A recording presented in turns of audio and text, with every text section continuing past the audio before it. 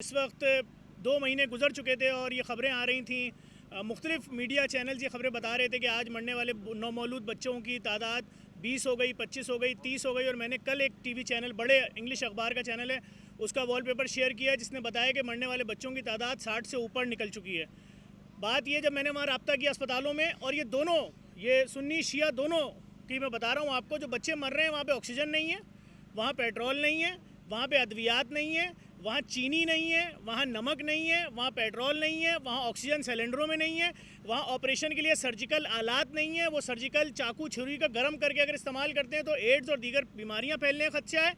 तो गवर्नर साहब ने बोला कि हमें दवाइयाँ जमा करनी है। हमने कहा हम इसको सेस्ना अगर जहाज़ में भेजते हैं तो 10-10 कार्टन आएंगे खाली, और वहाँ से जो रिक्वायरमेंट आ रही है वो करोड़ों रुपए की अद्वियात की आ रही है, और वो कार्टन 200, 400, 600 बनेंगे। तो फिर गवर्नर साहब ने हमारा साथ दिया और फिर उन्होंने हेलीकॉप्टर अरेंज कराएं, और तकरीबन ये 3 से 4 हेलीकॉप्टर की मेडिसिन हैं। इसमें बॉर्न बेबी जो होते हैं,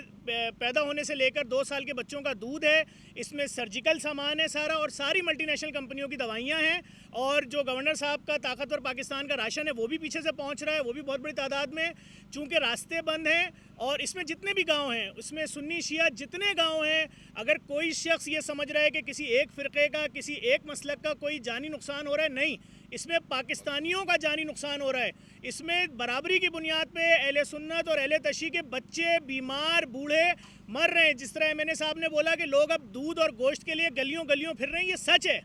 तो मैं एक बार फिर गवर्नर सिंह जनाब कामरान खान टिसोरी साहब का शुक्रिया अदा करूँगा कि जिस तरह ये पहले भी मामनत करते रहे पाकिस्तान के उन हसास इशूज़ पे, जिस पे लोग बोलते हुए डर रहे थे, घबरा रहे थे, ना सिर्फ इमदाद के तौर पे इन्वॉल्व हुए बल्कि तमाम मसालिक के उलमा के मेरे सामने, मैं मौजूद था,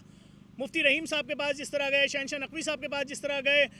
मौलाना नाजिर तखवी साहब से जिस तरह रब्ता किया, और तमाम मसालिक के उलमा से, तंजीमों से, यहाँ तक कि अगर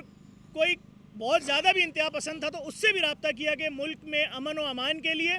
सब एक हो जाओ। और बाकायदा मेरे सामने सबके लिए जहाज़ों के टिकट बुक हो रहे हैं, बार बार फ़ोन पे रब्ते हो रहे हैं, रात को 3-3 बजे इजलास से रब्ते में हैं।